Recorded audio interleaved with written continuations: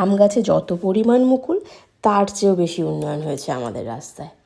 না মানে এখানে হাঁটবে নাকি পার্ক ভেবে মজা নেবে তোমরাই বুঝে নাও। এদিকে পানা ভর্তি পুকুরে মাছ পাবো কিনা ভাবতে ভাবতেই 2-4টে জালে ধরা পড়েছে। পরের দিন রোববার, তাই মা তার জামাইদের একটু রেঁধে খাওয়াবে আর কি। বাটি ভর্তি সজনা ফুল নিয়ে সন্তামানা চলেছে এখন ফুল কুড়াতে, না যাতে না কেউ বুঝতে পারে আমরা কতটা পরিশ্রম করেছি। এদিকে আমার পার্টনার তো বিশাল খাটছে, তবে আমি কিন্তু কম কুড়াইনি। রোদ্দুরটা বেশ গায়ে লেগেছে আর আমাদের ফুল কুড়ানো শেষ হয়েছে।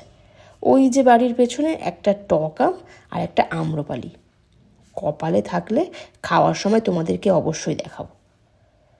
দুপুরে পান্তা খেয়ে এনার পেট আর মাথা দুটোই ঠান্ডা করিয়ে সেজেগুজে এখন চললাম আমরা হরিনামতলায়। সাথে পুরো মহিলা কমিটি আছে।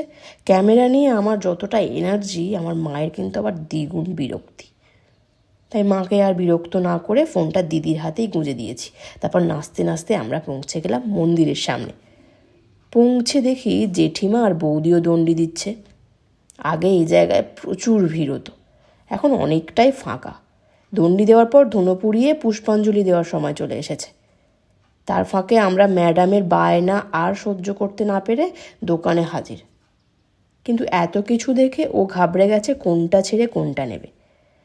সাথে দাদার 2 মেয়ে ওকে সাহায্য করছে পছন্দ করার জন্য। খুঁজে খুঁজে আবার এটা পছন্দ হয়েছে ওর, যেটা 2 দিনেই নিরুদ্দেশ হতে চলেছে। রিলসে এই ব্যাটাকে অনেক দেখেছি, তাই ফ্রিতে একটু মজা নিচ্ছিলাম। না অত পয়সা নেই না। এদিকে টুকাই আসতে সবাই মিলে ফুচকা খেয়ে বাড়ির দিকে চললাম। শেষে দেখবে কেমন ভোট আসছে দেখে দল বদলে নিল।